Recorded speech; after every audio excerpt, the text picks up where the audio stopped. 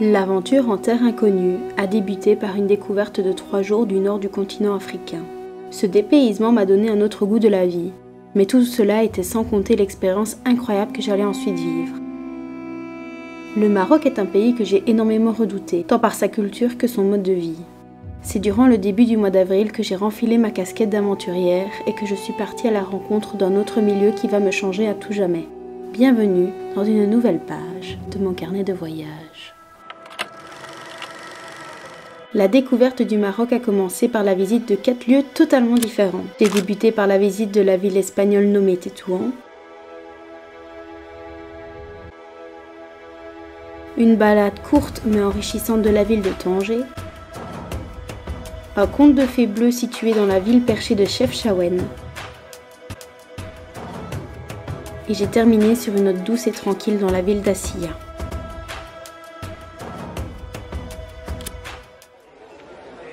Tout a commencé à Algésiras, ville portuaire espagnole où notre bateau nous attendait. C'est à cet endroit précis que j'ai pour la première fois pris la route vers l'inconnu le plus total. Ce départ était identique à ce que j'ai vécu durant ma conquête du nord du Maroc. Mais le départ était situé à un tout autre endroit. La première étape de mon nouveau séjour est située dans la ville du cuir, nommée Fès.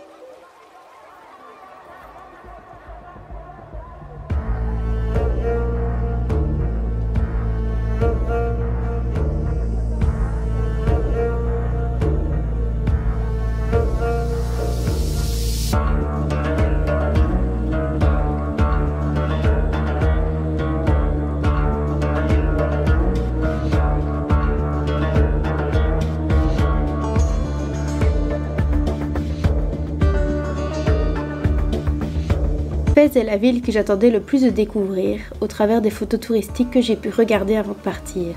Cette grande ville aux rues très étroites possède la plus grande médina du Maroc. Malheureusement, ce que j'idéalisais le plus a été ma plus grande déception du voyage.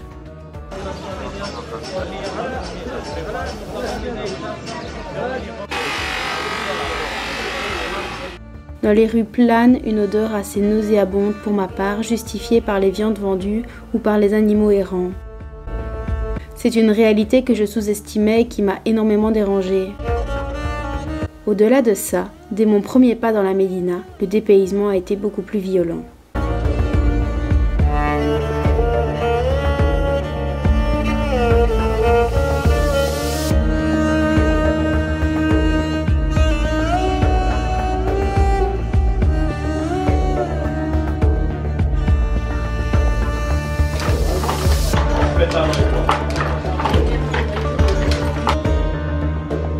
Après 2 bonnes heures de visite, nous sommes arrivés là où nos estomacs nous criaient d'aller.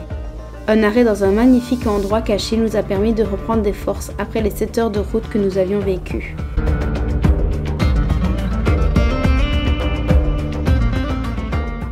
Salut, update tous les jours de notre beauté ou pas, de notre bronzage pas. Voilà, jour 1, on n'a pas dormi depuis plus de 24 heures. On a fait des mini-siestes, faut le dire. On a fait 3 mini-siestes. C'est horrible. Allez, on vous laisse. À demain, on sera plus belle. Bisous. Ou à tout à l'heure plutôt. Je regarde les enfants et c'est le père qui me regarde. Il y a rien qui va. Surtout qu'aujourd'hui, il n'y a rien à voir. C'est vraiment dégoûtant.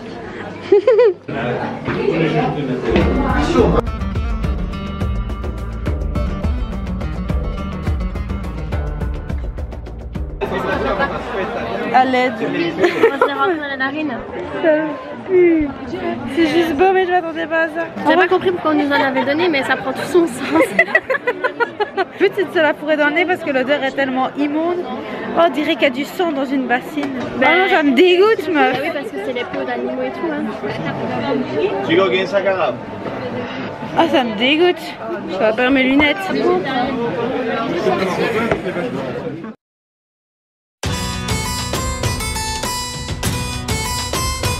Le premier soir, nous avons dormi à Ifrane, village suisse du Maroc perché à 3000 mètres d'altitude. Préparant shorts et t-shirts, nous avons été bien surpris du froid qui nous a percutés lors de notre arrivée à l'hôtel.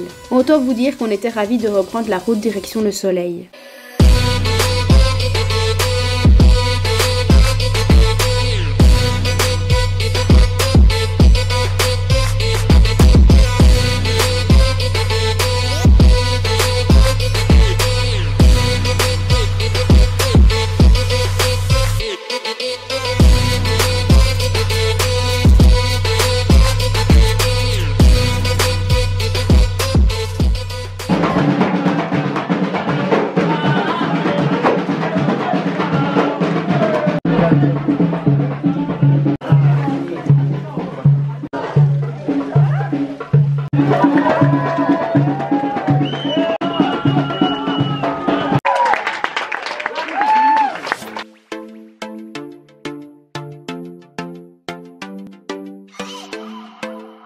sommes arrêtés dans un petit restaurant au milieu de nulle part, où le soleil du désert a frappé notre peau. Entre animation et repas délicieux, nous avons profité d'un moment tous ensemble pour se ressourcer après ce long voyage en bus.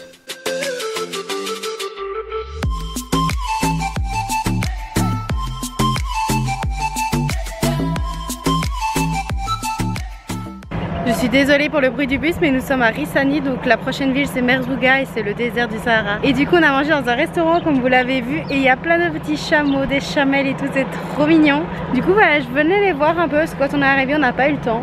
Mais ils sont beaucoup trop mignons. Ça c'est des bébés, mais ils ont un peu peur de moi je pense. Mais ils sont trop choux les regards, regardez. J'adore.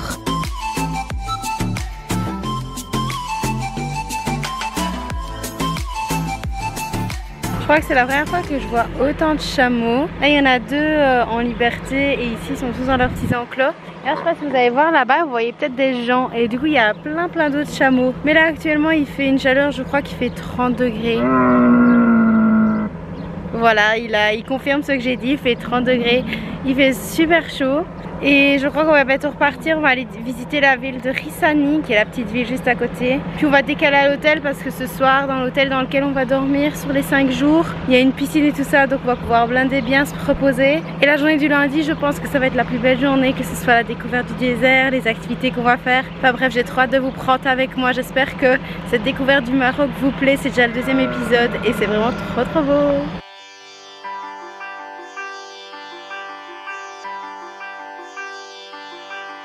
L'aventure s'est poursuivie par la découverte du village qui m'a le plus retournée. J'ai eu un avant-goût d'une vie non européenne et j'ai remis tellement de choses en question durant ce court moment coupé du monde. Nous ne réalisons pas le luxe dans lequel nous vivons et leur richesse réchauffe notre cœur.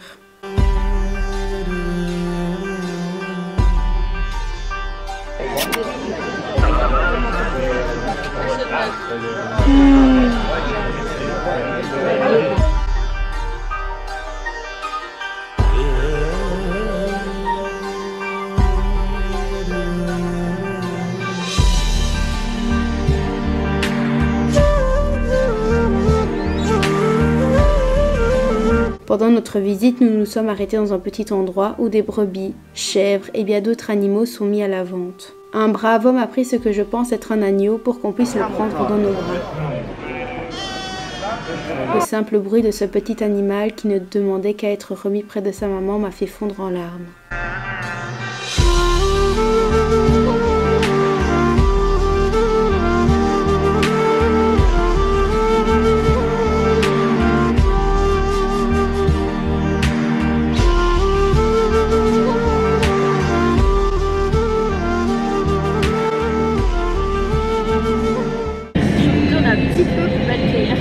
Oui, et là on a encore 8 heures de bus et on arrive au Sahara, dans le désert.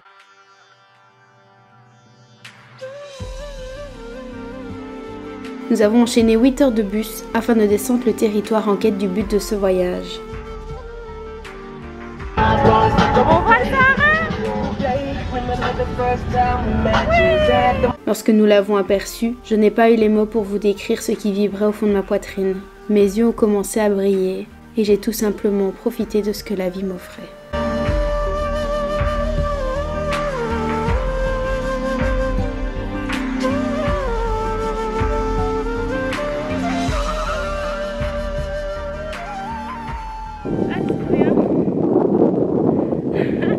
C'est trop bien. Il fait sa petite vie cachée sous le caillou. Ben quoi? Chaque animal est unique.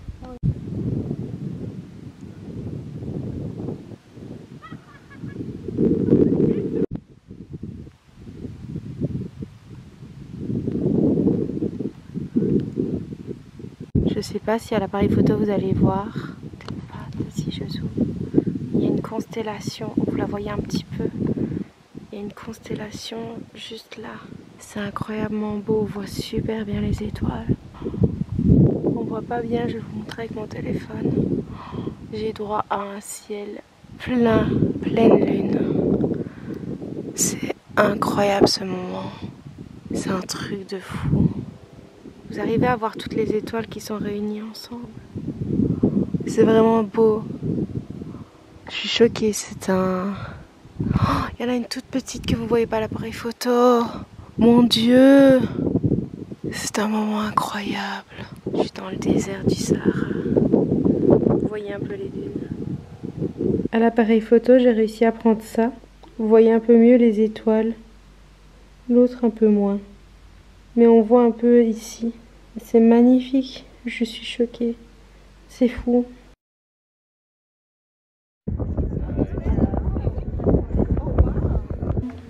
Salut à tous. Jour 3. On est au jour 3 ? Jour 3. Voilà un style au 3e jour. Avec le mien qui est complètement raté qu'il faut refaire. Oui, on doit le refaire. Et on voit ou pas? Voilà. Donc on est à Merzouga, dans le Sahara. Bisous. Attends, comment on fait?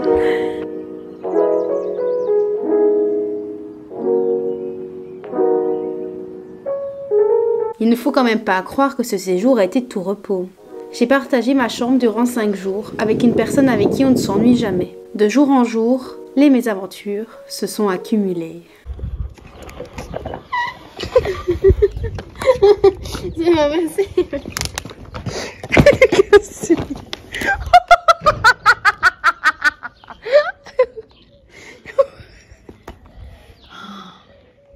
Qu'est-ce qu'on fait?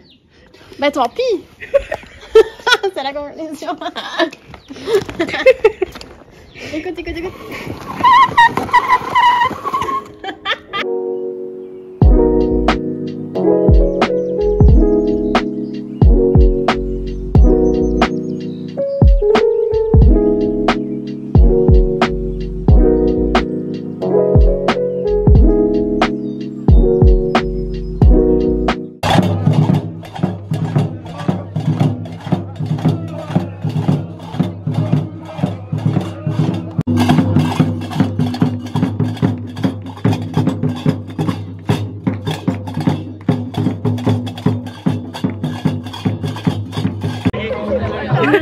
À la sortie de notre succulent repas, nous avons découvert nos bolides. 16 4x4 étaient prêts à nous accueillir pour nous faire vivre ce qui a été la plus belle expérience de tout mon séjour.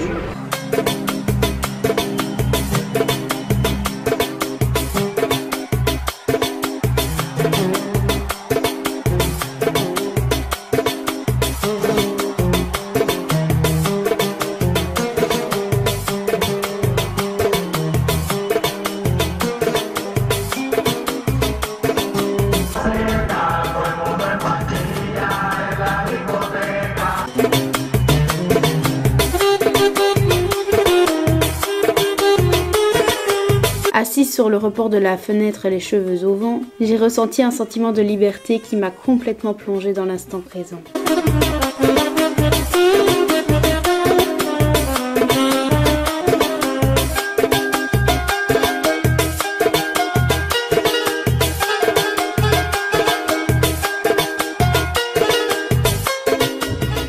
Salut, salam. Donde somos? Au désert. Toi, franchement, Dans ton pays. À Abu Dhabi, non, on est juste au Maroc. Juste, c'est déjà incroyable, on a vécu un truc de ouf. Avec une vue. Je te vois plus du coup. Oh, ça, il est trop mignon. Mais meuf, ça va si trop t'avais bien. une chaîne, mais ce serait hilarant. Ça serait à mourir de rire. Les commentaires, bonjour. Ok, on filme alors. Aujourd'hui, on va à l'école. Voilà, bisous. Oui, c'est ça.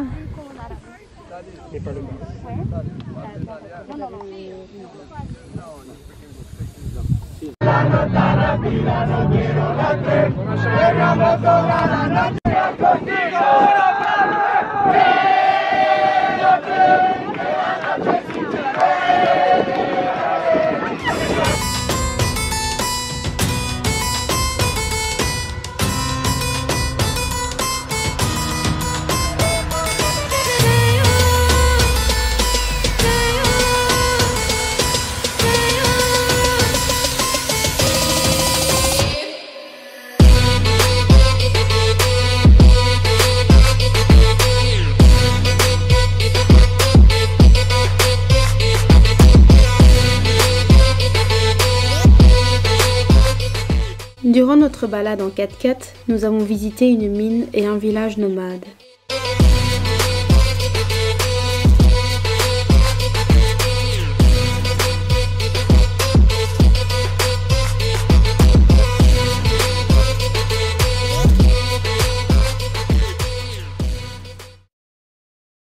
Une famille vit complètement au milieu de nulle part. Pas de route, pas de ville, pas de magasin, rien. Ces personnes généreuses ont préparé du thé et du pain. Et c'est un moment très difficile que nous avons vécu, de voir qu'en partant de rien, ces personnes ont le cœur sur la main.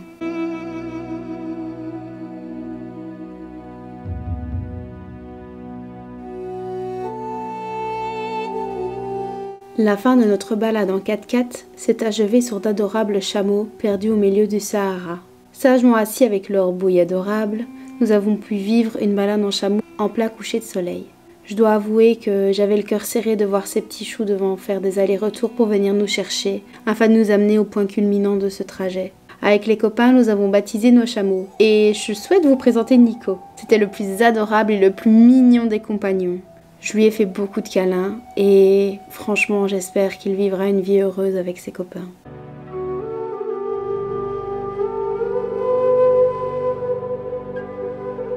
Ça va tout de suite, hein. Doucement, doucement. Il est mignon. Souris au moins. On présente Oscar.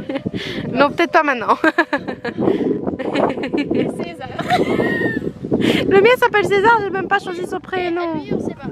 Lui, c'est Gabriel. C'est pas comme ça.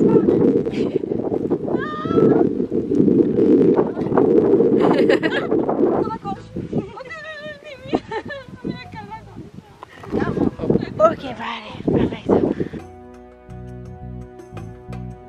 Notre troisième nuit s'est achevée dans le désert, perdu au milieu de nulle part où nous avons pu tester la vie nomade. Nous avons rejoint un campement dans lequel nous avons dormi. Au programme, feu de camp et nuit étoilée. Le lendemain, nous avons repris les 4x4 en retournant sur la terre ferme, en faisant escale au milieu des dunes pour pouvoir admirer le lever du soleil. Un petit coup d'adrénaline avant de retourner retrouver notre bus.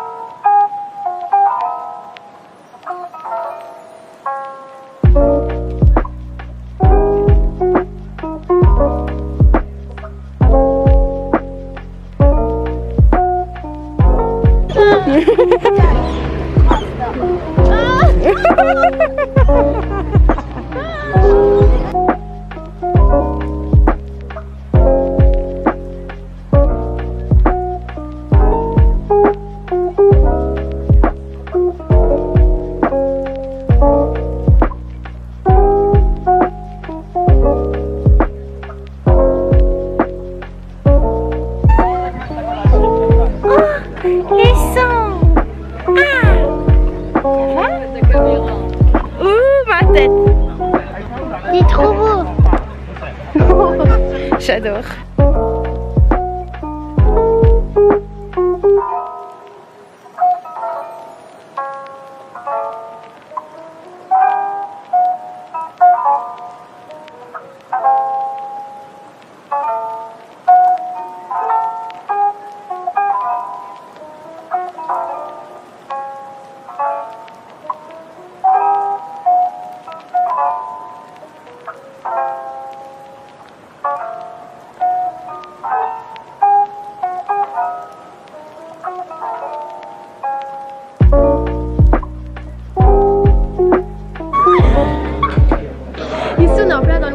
poisson d'avril avec Christophe. Poisson d'avril, on est le 4 avril.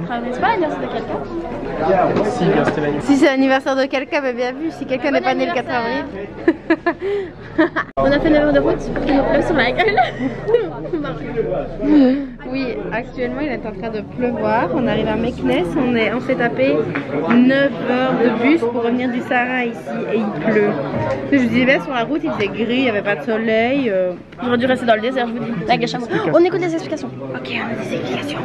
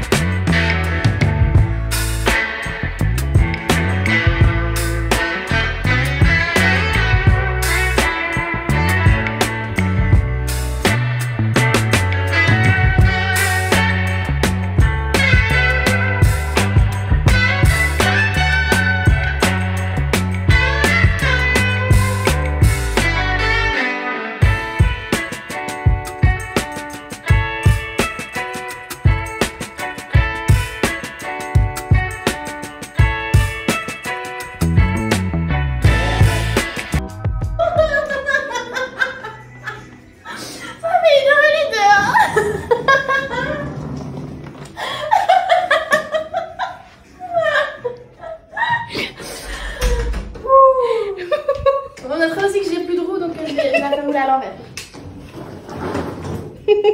Étant très bête, j'ai oublié d'aller ramener du sable du Sahara. Donc, je vais avoir que ça, mais c'est déjà bien. Arrivé à Meknes, on est enfin arrivé à l'hôtel où il y a du wifi incroyable. Oui, je viens de me cogner dans mes lunettes, tout va bien. On a passé 2 jours sans réseau, sans wifi, etc. Vraiment coupé du monde. On a dormi dans le désert, c'était incroyable, mais j'ai pas filmé. Mais bon.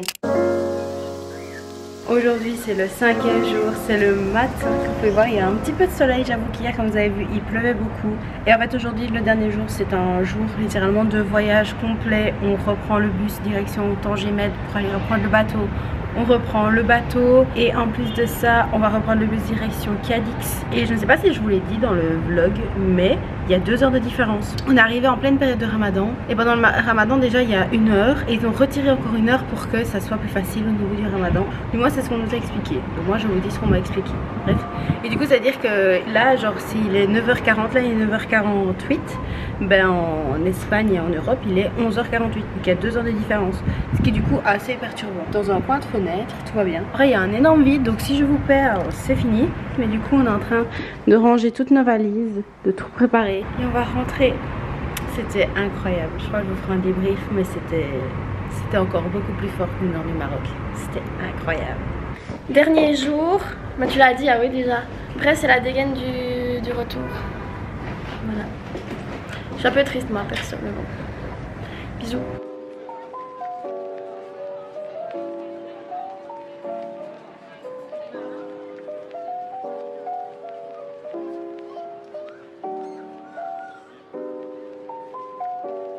Avant de repartir au port, nous nous sommes arrêtés sur un point de vue perché au-dessus de la ville.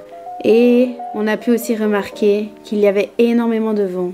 Et ce vent nous a joué bien des surprises. Mais avant la catastrophe, McDo!